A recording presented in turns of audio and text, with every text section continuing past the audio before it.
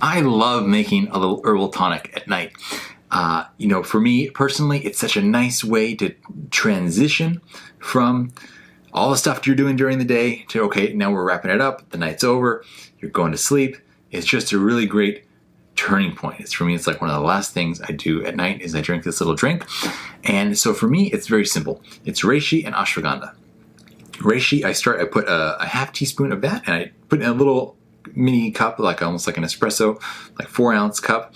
And so I put that in there, no liquid in there yet. I put the half teaspoon of reishi, and I put a 1/4 teaspoon of ashwagandha, and I stir the powders up together because our ashwagandha, as amazing as it is, and it's really special, but it can tend to clump up a little bit in liquid if you just try stirring it in.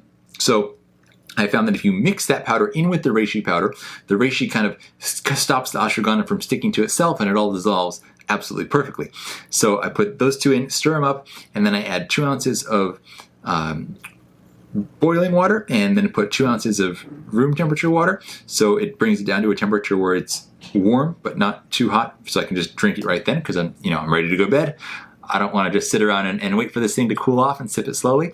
So then I'll drink it down in a few sips. I feel immediate relaxation effects from this, and that's the transition drink for me. There's other herbs that you could do, of course, as well. Generally, looking at categories of herbs, we want to look at herbs that Taoists would categorize as either yin-jing herbs, meaning restorative and replenishing herbs for rebuilding, kind of like our adrenals and our HPA axis. So this is something where, like Hoshiwu would be a great yin-jing restorative herb. Romania would be a great yin-jing restorative herb.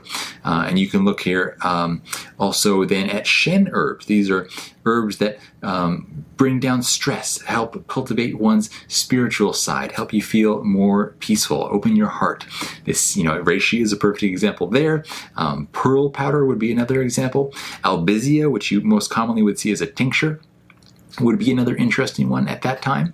And then another herb that a lot of people find helps with their sleep. I have experimented with it and I love this herb, but I haven't found sleep benefits for me in particular, is lion's mane mushroom. A lot of people really enjoy that for sleep as well. So something to consider and give it a try, and watch your sleep metrics if you use any kind of sleep tracker, like an Oura Ring or something similar, or a Whoop strap, or however you're tracking your sleep. See how it affects. It's a really fun area of one's life to experiment on, because when you get it dialed in and figure out what works for you, the benefits throughout the rest of your life and in pretty much all areas of your health are just tremendous.